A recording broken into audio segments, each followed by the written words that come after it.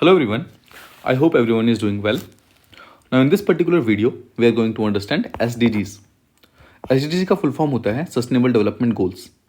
Now these have been initiated by United Nations. Total 17 SDGs हैं, मतलब total 17 goals हैं जिनको हमको 2030 तक अचीव करना है. Now in this particular video, we are going to understand a trick जिसके थ्रू हम इन SDGs को एक ऑर्डर के अंदर याद कर सकते हैं. This is going to be a very important video because अक्सर ऐसा देखा गया है कि यूपीएससी के एग्जाम्स के अंदर ऐसे छोटे छोटे और बहुत सिंपल क्वेश्चंस पूछे जाते हैं. What you have to do is you have to understand this particular trick through a story. एक स्टोरी लाइन के थ्रू उसको समझना है सो दैट हम इसको एक ऑर्डर के अंदर याद कर सके. Stories are always in order, right? तो एक ऑर्डर के थ्रू अगर हम इसको याद करना चाहते हैं तो इसको स्टोरी के फॉर्मेट में याद करना बहुत आसान हो जाएगा. तो समझते हैं. Story starts like this. Let's suppose that you get married. समझते हैं कि आपकी शादी हो गई एंड आपके बच्चे हुए हैं, right? You got a children. Alright. Now इस बच्चे को अच्छे तरीके से पालने के लिए, अच्छे तरीके से पोषने के लिए आपको जो सबसे इंपॉर्टेंट चीज़ है दैट इज़ मनी, राइट? सो जो हमारा एसडीजी नंबर 1 होगा that will be about money only, कि आपके पास पैसा होना चाहिए. सो पैसा कैसे याद कर सकते हैं? You should have no poverty, मतलब गरीबी नहीं होनी चाहिए. तो सबसे पहला हमारा गोल क्या है कि हमारे जितने भी गरीबी है, पॉवर्टी है, उसको हम दूर कर सकें. So the first one is about no poverty. Then comes number 2. Now एक बार आपके पास पैसा आ गया, you will make sure that जो आपका बच्चा है उसको कभी भी हंग्री ना रहना पड़े, राइट? उसको कभी भी भूखा ना रहना पड़े. तो second one is zero hunger. Now if आपके पास अच्छा पैसा है एंड आप अपने बच्चे को अच्छे से अच्छे खाना पीना प्रोवाइड कर रहे हो, सो आप क्या इंश्योर कर रहे हो? आप इंश्योर कर रहे हो उसका good health and wellbeing. Good health and wellbeing. So these comes together. SDG number 1, 2, 3 ये तीनों बात करते हैं गरीबी नहीं होनी चाहिए, दूसरा हंगर नहीं होना चाहिए और तीसरा अच्छा हेल्थ एंड वेलबींग होना चाहिए. इसको अगेन बच्चे के साथ कनेक्ट करो. सबसे पहले तो there should be no poverty, मतलब आपके पास पैसा होना चाहिए. अगर आपके पास पैसा है you will make sure that आपका जो बच्चा है he does not gets hungry, right? उसको भूखा ना रहना पड़े. और थर्ड, अगर उसको अच्छा खाना पीना मिल रहा है तो he will have good health and good wellbeing. I hope this is clear. Now second phase में चलते हैं. SDG number 4. लेट्स से आपका बच्चा थोड़ा सा बड़ा हो गया, right? When he gets elder तो आप उसको स्कूल लेके जाओगे, राइट? उसको स्कूल लेके जाएंगे तो आप उसको क्या प्रोवाइड कराना चाहेंगे? Quality education. आप चाहेंगे कि बच्चे को अच्छे से अच्छा एजुकेशन मिले. So the fourth one is about quality education.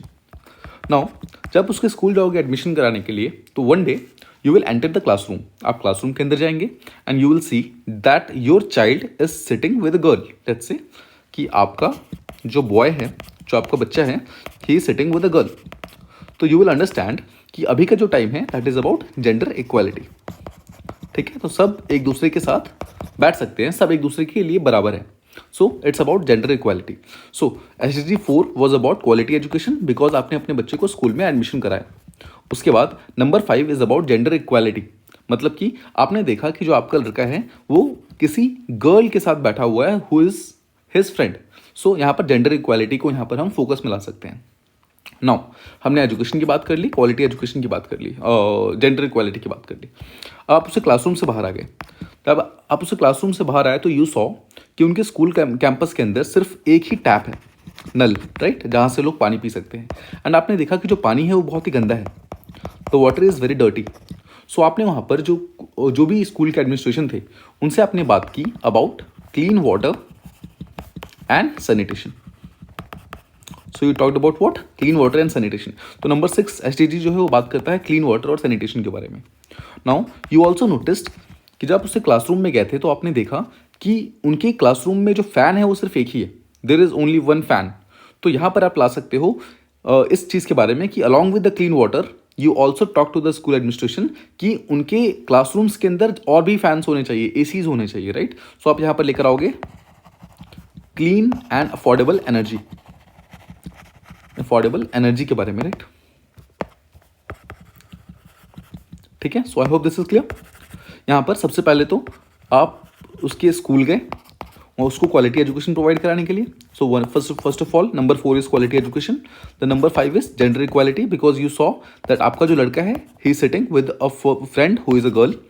Then number 6 is about, जब आप स्कूल कैंपस में आ रहे थे तो आपने देखा कि एक टैप है जिसमें से गंदा पानी आ रहा है. सो आपने कंप्लेन की स्कूल अथॉरिटीज़ को about the bad water, and आप चाहते थे कि वहाँ पर क्लीन वाटर हो, क्लीन सैनिटेशन हो, राइट, ये सब चीज़ें.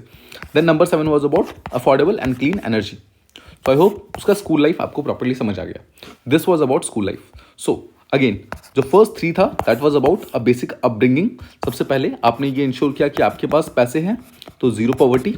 देन यू मेड श्योर कि जो आपका बच्चा है वो कभी हंग्री नहीं है, तो जीरो हंगर. एंड देन अगर उसको प्रॉपरली खाना मिल रहा है तो बहुत obviously good health and wellbeing, तो अच्छी उसकी परवरिश हो रही है. उसके बाद आपने नंबर 4 में आप उसको स्कूल लेकर गए, उसको क्वालिटी एजुकेशन प्रोवाइड कराने के लिए. उसके बाद आपने देखा कि वो एक लड़की के साथ बैठा है. सो यहाँ पर जेंडर इक्वालिटी की बात कर रहे हैं, जहाँ पर boy is equal to girl, दोनों साथ में बैठ सकते हैं. देन यू सॉ नंबर 6 पे जब आप बाहर आ रहे तो आपने देखा कि जो स्कूल कैंपस है वहाँ पर जो टैप है उसमें से पानी बहुत गंदा आ रहा है. So you talked about clean water and clean sanitation. ठीक है, साफ पानी के बारे में बात की आपने. एंड देन यू सॉ कि स्कूल के अंदर जो क्लासरूम था उसके अंदर सिर्फ एक ही फैन था. तो यहाँ पर you talked about clean and affordable energy. I hope this much is clear. Now यहाँ पर आपका बच्चा जो है 12th क्लास कंप्लीट कर चुका है. ठीक है, उसने अपनी पढ़ाई पूरी कर ली है. So you talk to him about job. तो आपने बोला कि अब जॉब करने का टाइम आया है. So you asked him for a decent work environment, ताकि वो डिसेंट वर्क करे और साथ ही साथ अपनी इकोनॉमिक ग्रोथ के बारे में सोचे.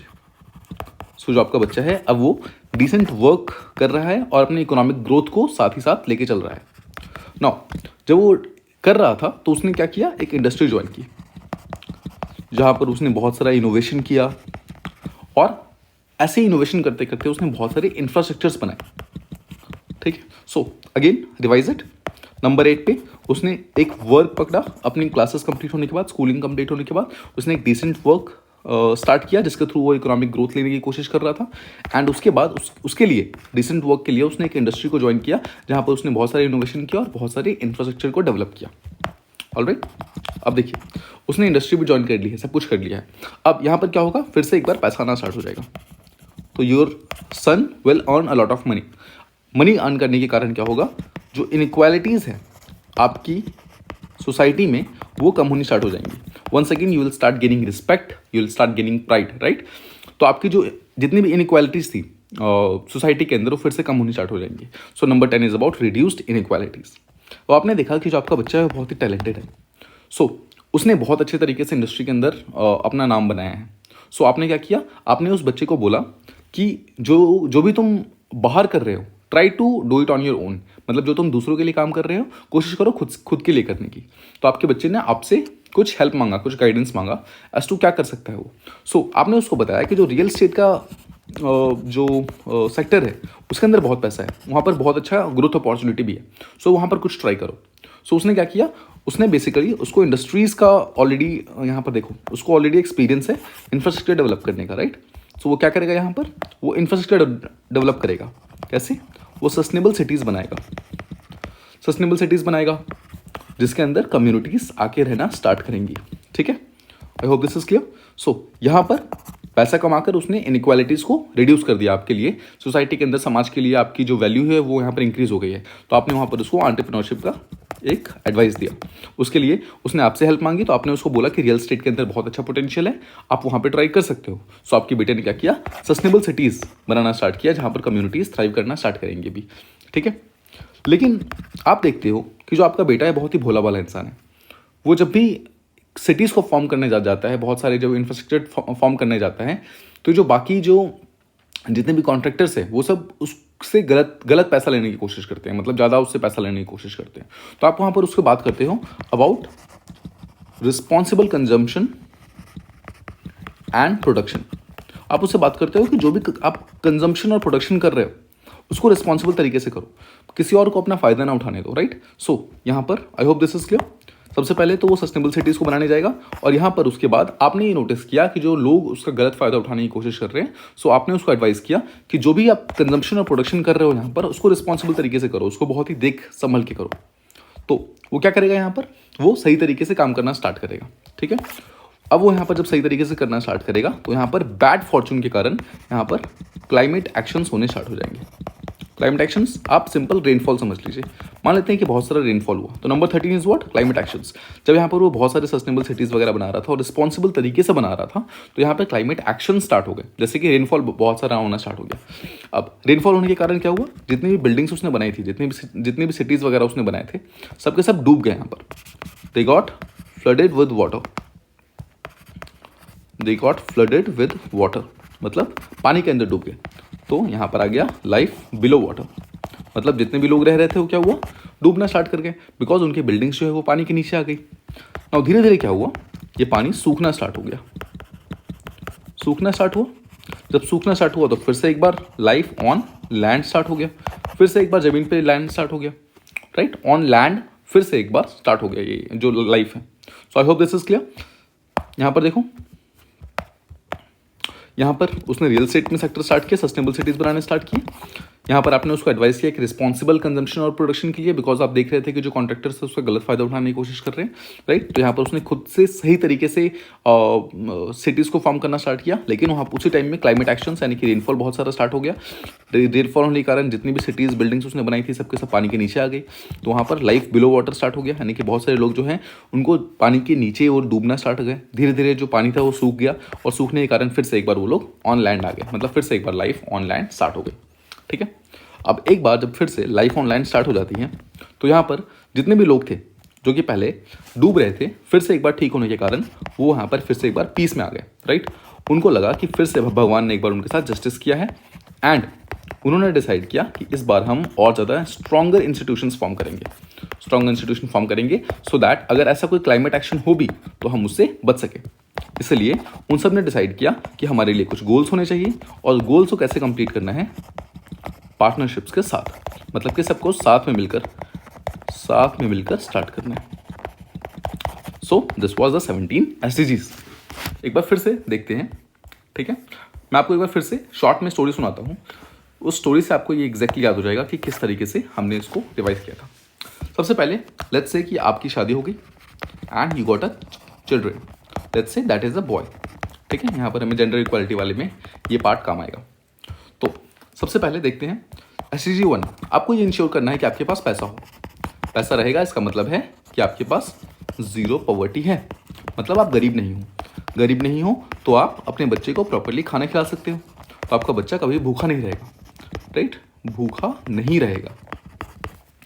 अब देखो, अगर आप अपने बच्चे को अच्छे से खाना खिला रहे हो, इसका मतलब क्या है, आप उसकी गुड हेल्थ और वेलबींग में हेल्प कर रहे हो, राइट। तो आपका जो बच्चा है वो अच्छे तरीके से, उसकी परवरिश अच्छे से हो रही है, उसका ग्रोथ अच्छे से हो रहा है। सो दिस 3 इज अबाउट उसका बेसिक जो नर्चरिंग हो रही है उसके बारे में। अब वो धीरे धीरे थोड़ा सा बड़ा हो गया, तो आपने उसको बोला स्कूल लेके चलते हैं, तो यहाँ पर उसको स्कूल लाइफ स्टार्ट होती है, और आपने बात की उसकी क्वालिटी एजुकेशन के बारे में, राइट। उसकी क्वालिटी एजुकेशन के लिए आप उसको स्कूल लेकर गए। जो आप गए तो आप उससे क्लासरूम में जाते हैं, क्लासरूम में आप देखते हैं that the boy is equal to girl, दोनों साथ में बैठे हुए हैं, सबके सब साथ में बैठ के काम कर रहे हैं, राइट। तो यहाँ पर आपने देखा अबाउट जेंडर इक्वालिटी, ठीक है। नाउ क्लासरूम के बाद आप बाहर आते हैं, बाहर आके आपने देखा कि जो स्कूल का कंपाउंड है उसके अंदर एक टैप है, यानी कि एक नल है, और उसमें से गंदा पानी आ रहा है, गंदा पानी आ रहा है। तो आपने जो स्कूल का एडमिनिस्ट्रेशन है उसको आपने कंप्लेन की about clean water and sanitation, मतलब साफ सफाई के बारे में आपने उससे बात की। साथ ही साथ आपने बोला कि जो हमारे बच्चे की जो क्लासेस है उसके अंदर अफोर्डेबल एनर्जी होनी चाहिए और क्लीन एनर्जी होनी चाहिए, मतलब कि फ़ैन और ज़्यादा होने चाहिए, सिंपल वर्ड्स में ACs लगाओ, फ़ैन लगाओ, बट उनको सिर्फ और सिर्फ एक फ़ैन में मत रखो, right. So this was about his school life. I hope this is clear. एक बार जो आपका बच्चा जो है 12th क्लास कंप्लीट कर जाता है, तो आप उसको बोलते हो कि कोई जॉब लेने के लिए, तो क्या करता है, एक डिसेंट सा वर्क लेता है, डिसेंट वर्क, सो दैट वो अपना इकोनॉमिक ग्रोथ को सस्टेन कर सके, इकोनॉमिकली वो ग्रो कर सके। नाउ इकोनॉमिक ग्रो करने के लिए वो क्या करता है, एक इंडस्ट्री ज्वाइन करता है, वहाँ पर बहुत सारा इनोवेशन करता है, और वहाँ पर बहुत सारा इंफ्रास्ट्रक्चर्स भी फॉर्म करता है, ठीक है। So I hope this is clear. यहाँ से उसका वर्क लाइफ स्टार्ट हो गया है, डिसेंट वर्क कर रहा है, जहाँ जिसके थ्रू उसको इकोनॉमिक ग्रोथ मिल रही है, और उसके लिए उसने एक इंडस्ट्री ज्वाइन की जहाँ पर उसने बहुत सारे इनोवेशन किया और जहाँ पर उसने इंफ्रास्ट्रक्चर को फॉर्म करना स्टार्ट किया। नाउ ये सब करने से क्या हुआ, आपके पास बहुत सारा पैसा आया, और पैसा आया तो आपकी समाज के अंदर इज्जत बढ़ गई, यानी कि जो इनइक्वालिटीज थी वो यहाँ पर रिड्यूस हो गई। So reduced inequalities. I hope this is clear. Now यहाँ पर आपने देखा कि जो आपका बच्चा है वो बहुत ही टैलेंटेड है। सो टैलेंटेड होने के कारण आपने उसको कुछ सलाह दिया कि आपको एंटरप्रेन्योरशिप स्टार्ट करना चाहिए। आपके बच्चे ने आपसे हेल्प मांगी, सपोर्ट मांगी कि एग्जैक्टली किस सेक्टर में करना चाहिए, तो आपने उसको रियल एस्टेट सेक्टर के बारे में बताया। बिकॉज ऑब्वियसली उसका जो यहाँ पर एक्सपीरियंस भी था वो रियल एस्टेट सेक्टर में था, वो यहाँ पर ऑलरेडी इंफ्रास्ट्रक्चर को डेवलप कर रहा था, तो राइट। सो आपने उसको ये एडवाइस दिया कि आपको रियल एस्टेट सेक्टर में काम करना चाहिए। सो उसने यहाँ पर क्या किया, उसने सस्टेनेबल सिटीज़ को बनाना स्टार्ट किया। सस्टेनेबल सिटीज़ जिसके अंदर कम्युनिटीज़ आकर रहना स्टार्ट करती है, ठीक है। सो सस्टेनेबल सिटीज़ जिसके अंदर कम्युनिटीज़ आके रहना स्टार्ट करती हैं, उसने फॉर्म करना स्टार्ट किया। बट आपने देखा कि जो भी कॉन्ट्रैक्टर्स वगैरह थे वो उससे गलत तरीके से पैसा ले रहे थे, गलत तरीके से उसका फ़ायदा उठाने की कोशिश कर रहे थे। तो आपने यहाँ पर उसको क्या बोला कि आपको और ज़्यादा रिस्पॉन्सिबल रहकर कंजम्पशन और प्रोडक्शन पर ध्यान देना होगा। कि जो भी कंजम्पशन और प्रोडक्शन आप कर रहे हो, मतलब आपने अपने बच्चे को बोला कि जो भी कंजम्पशन और प्रोडक्शन आप कर रहे हो उसको और ज़्यादा रिस्पॉन्सिबल तरीके से करने की ज़रूरत है, राइट। यहाँ पर उसने और ज़्यादा रिस्पॉन्सिबल तरीके से करना स्टार्ट कर दिया। लेकिन तभी क्या हुआ, उसी टाइम में क्लाइमेट एक्शन हो गया, उसके कारण बहुत सारा रेनफॉल हो गया। रेनफॉल होने के कारण क्या हुआ, आसपास में पूरा पानी भर गया। पानी भरने के कारण ये जो सिटीज़ थी ये सब भी पानी के नीचे आ गई, जिसके कारण जो भी लोग रह रहे थे उन सब का लाइफ बिलो वाटर स्टार्ट हो गया, मतलब पानी के नीचे उनकी लाइफ स्टार्ट हो गई। नाउ धीरे धीरे पानी सूखता गया, जैसे जैसे पानी सूखता गया वापस उनकी लाइफ ऑन लैंड वापस आ गई। नाउ ये सब होने के कारण जो लोग थे वो बहुत ही पीस में आ गए। उनको लगा कि भगवान ने फाइनली उनके साथ जस्टिस किया है, और उन्होंने डिसाइड किया कि अब जो भी हम कम्युनिटीज़ बनाएंगे, अब जो भी हमारी इंस्टीट्यूशंस फॉर्म होंगे वो और ज़्यादा स्ट्रॉन्ग इंस्टीट्यूशंस फॉर्म होने चाहिए, ठीक है। इसके लिए इन्होंने क्या किया, कुछ गोल्स डिसाइड किए, और फाइनली इन्होंने बोला कि जो भी हमारे गोल्स होंगे वो सब हम पार्टनरशिप में करेंगे। पार्टनरशिप फॉर गोल्स मतलब कि हम सब साथ मिलकर काम करेंगे, मतलब कि टुगेदरनेस, ठीक है। So I hope this is clear. इस पर्टिकुलर स्टोरी के थ्रू आप समझ गए होंगे कि एग्जैक्टली किस तरीके से आप जो सस्टेनेबल डेवलपमेंट गोल्स हैं उनको यहाँ पर उनको याद कर सकते थे। नाउ प्लीज़ अंडरस्टैंड कि ये जो पर्टिकुलर गोल्स हैं ये बहुत ही इंपॉर्टेंट है यूपीएससी पॉइंट ऑफ व्यू से। एग्जामिनेशंस में अक्सर ऐसे क्वेश्चंस पूछे जाते हैं that which one among the following is not a part of United nation SDG, या फिर कभी कभी ऐसा भी होता है कि एक मैच द फॉलोइंग करके क्वेश्चन आ सकता है, जहाँ पर a simple question can be कि एसडीजी नंबर 10 और यहाँ पर कुछ मेंशन होगा, राइट। फिर एसडीजी नंबर 7 देन यहाँ पे कुछ मेंशन होगा, फिर एसडीजी नंबर 3 यहाँ पर कुछ मेंशन होगा, and then you will be given some options कि which among the following are correct या फिर not correct. Then the options will be 1 only, 2 only, 1 and 2, 2 and 3, right, इस तरीके से। So questions will be like this. So I hope you understood this particular thing, और I hope इस particular story के through आपको याद रहेगा कि जो हमारे एसडीजीज हैं वो कौन कौन से हैं और कौन से नंबर पे कौन से हैं वो भी आपको ध्यान रहेगा, because this particular story goes in a flow. ये स्टोरी आपको बस ध्यान रखना है, ये स्टोरी को आपको बस 4 से 5 बार आपको प्रैक्टिस करनी है, 4 to 5 टाइम्स आपको प्रैक्टिस करनी है, and you will never forget this thing. I hope आज का जो वीडियो है वो आपके लिए कुछ फ़ायदेमंद रहा, और आप इस पर्टिकुलर वीडियो के थ्रू एसडीजी का जो कंसेप्ट है उसको प्रॉपर्ली याद रखेंगे, and if it comes in the examination I am very sure that you will get +2. All the very best for the examination. Please keep practicing, please keep studying. The more you will practice, the more you will revise, the better your chances of qualifying the prelims and mains are. Thank you so much for watching this particular video. Please like, share and subscribe. Thank you.